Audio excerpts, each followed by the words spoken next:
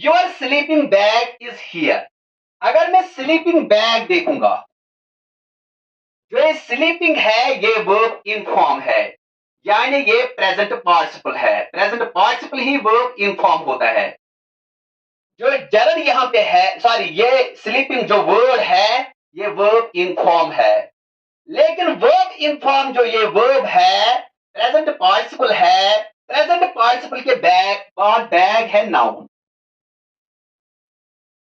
जिस वर्ड के बाद नाउन होता है वो नाउन को क्वालिफाई करता है, वो नाउन को मॉडिफाई करता है, नाउन का मीनिंग बढ़ाता है।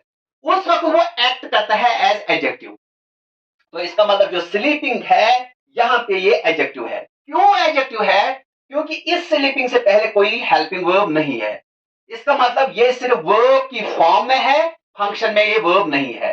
तो फंक्शन में ये एडजेक्टिव है। क्यों एडजेक्टिव है? क्योंकि इसको फॉलो करता है नाउन। जिस पार्ट ऑफ स्पीच को फॉलो करेगा नाउन, वो उस नाउन का मीनिंग बढ़ाएगा, उसको हम कहते हैं एडजेक्टिव। तो ये स्लीपिंग यहाँ पे एज एडजेक्टिव काम करता है। फॉर्म है वर्ब की लेकिन फंक्शन है एडजेक्टिव की।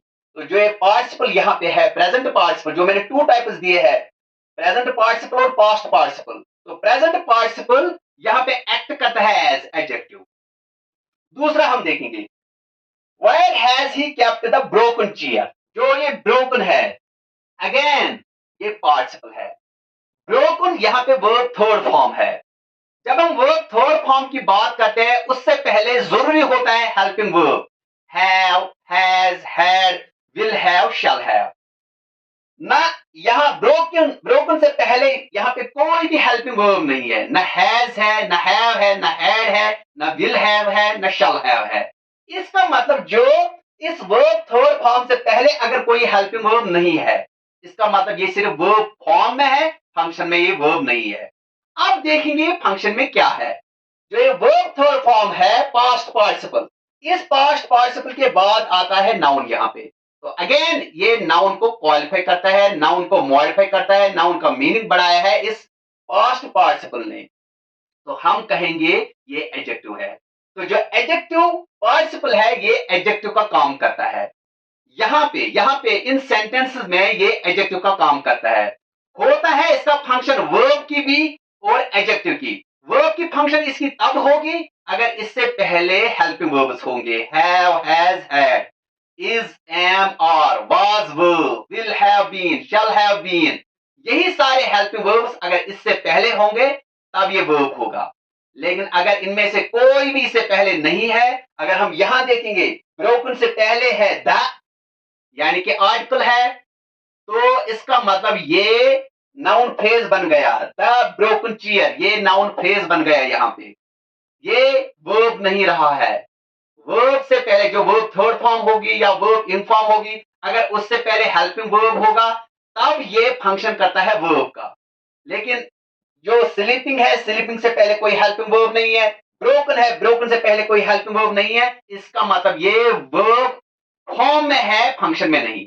फंक्शन में ये सिर्फ एडजेक्टिव है। हो गया पार्टिसिपल का रोल क्या होता है सेंटेंस में। जो पार्टिसिपल्स है, जो नॉन फिनाइट वर्ब है, इस वक्त ये नॉन फिनाइट वर्ब्स है। जो नॉन फिनाइट वर्ब के टाइप्स है, जरंड है, पार्टिसिपल है। ये नॉन फिनाइट वर्ब्स हम देखेंगे, इसके टू पार्टिसिपल में टू टाइप्स है, पास्ट पार्टिसिपल और प्रेजेंट पार्टिसिपल। ये है पास्ट पार्टिसिपल, ये है प्रेजेंट पार्टिसिपल। ये एक्ट करते हैं एज एडजेक्टिव। अब जाएंगे हम इंफिनिटिव्स पे। He wants to tell, to tell अगर हम देखेंगे ये इंफिनिटिव है। ही वांट्स टू टेल, ये इंफिनिटिव है। कौन सा इंफिनिटिव है? ये टू इंफिनिटिव है, या हम कहेंगे ये फुल इंफिनिटिव है। ये टू इंफिनिटिव हम कहेंगे या फुल इंफिनिटिव कहेंगे। I let him go dear. अगर हम यहां देखेंगे लेट एक वर्ब है, गो दूसरा वर्ब है। जो यहाँ पे लेट हमने यूज किया है, लेट है, सी है, मेक है, इनके बाद जो वर्ब आता है वो होता है इंफिनिटिव। लेकिन कौन सा इंफिनिटिव है? गो से पहले टू नहीं है। जब verb base form of verb से पहले टू नहीं होता है उसे हम कहेंगे बियर इंफिनिटिव या जीरो इंफिनिटिव। फुल इंफिनिटिव का दूसरा नाम है टू इंफिनिटिव और बियर इंफिनिटिव का दूसरा नाम है जीरो इंफिनिटिव। यानी कि इसके साथ टू नहीं होता है। तो जो ये गो, ये लेट के बाद आया है। लेट ऑलरेडी एक वर्ब है। जो ये लेट है ये फाइनाइट वर्ब है। जो गो है ये नॉन फाइनाइट वर्ब है। क्योंकि ये गो अगर कोई भी सब्जेक्ट में लूंगा, मैंने कहा है आई लेट हिम गो, मैं कह सकता हूं ही लेट्स हिम गो। जब he lets him go, lets में चेंज हुआ है, इसका मतलब यह है finite verb. I let him go, he lets him go, go दोनों जगह एक ही रहा है, गो में कोई चेंज नहीं आई है, इसका मतलब यह है नॉन फाइनाइट वर्ब, यह है बियर इन्फिनिटिव। अब यहां देखेंगे आई कैन स्पीक इंग्लिश फ्लुएंटली। जो कैन है मॉडल वर्ब। जो यहां पे स्पीक है बियर इन्फिनिटिव। मैंने आपको कहा है जो मॉडल वर्ब्स होते हैं, मॉडल वर्ब्स के बाद जो फॉर्म होती है वर्ब की, वो बेस फॉर्म ऑफ वर्ब होता है। लेकिन जो ये बेस फॉर्म ऑफ वर्ब है, जो मॉडल के बाद बेस फॉर्म ऑफ वर्ब आता है, वो होता है इन्फिनिटिव। कौन सा इन्फिनिटिव होता है? वो होता है जीरो इन्फिनिटिव। तो अगेन जो स्पीक है ये जीरो इन्फिनिटिव है। मैंने आपको दिखाया यहां आई कैन स्पीक इंग्लिश, मैं कहूंगा ही कैन स्पीक इंग्लिश। मैं ये भी कहूंगा आई could speak English, he could speak English. Can की फॉर्म चेंज हो गई, प्रेजेंट से पास्ट बन गया। आई can speak English, he could speak English, तो कैन से कुड बन गया। लेकिन अगर मैं ये कहूंगा आई can speak English, he could speak English, दोनों जगह पे स्पीक सेम रहा है, प्रेजेंट में भी पास्ट में भी। कैन है present, I can speak English, could है past, I could speak English, he could speak English. तो स्पीक की फॉर्म चेंज नहीं हुई है, इसका मतलब ये नॉन फाइनाइट वर्ब है। जिसकी फॉर्म चेंज नहीं होती है वो नॉन फाइनाइट वर्ब होता है। जिसकी फॉर्म चेंज होती है according to tense, according to number, according to person, वो फाइनाइट वर्ब होता है। यहां पे देखेंगे I would love to briefly describe what I had seen in the city. I would love to briefly to describe। अगर यहां से देखूंगा to briefly describe, ये एक्चुअली है फुल इन्फिनिटिव, ये है to describe। to describe full infinitive है, to describe full infinitive है। लेकिन यहां मैंने किस तरह से इसका यूज किया है, मैंने to describe को ब्रेक किया है। to describe, जो टू डिस्क्राइब मैंने इसको ब्रेक किया है, इंसर्ट क्या किया है फ्लुएंटली। फ्लुएंटली जो है वो एडवर्ब है, एडवर्ब ऑफ मैनर है। यानी मैंने फुल इन्फिनिटिव को ब्रेक किया है, इंसर्ट किया है एडवर्बल वर्ड फ्लुएंटली, इसको हम कहेंगे सुप्लिट इन्फिनिटिव।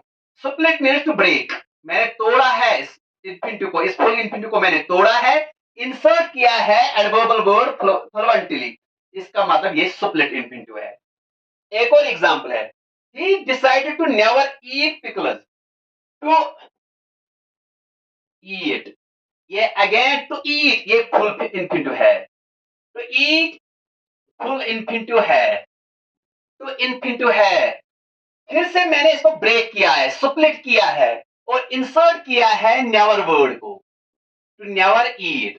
जो नेवर वर्ड है ये एडवर्ब वर्ड है, ये एडवर्बल वर्ड है। हम कहेंगे ये एडवर्ब ऑफ नेगेशन भी है, एडवर्ब ऑफ फ्रीक्वेंसी भी है।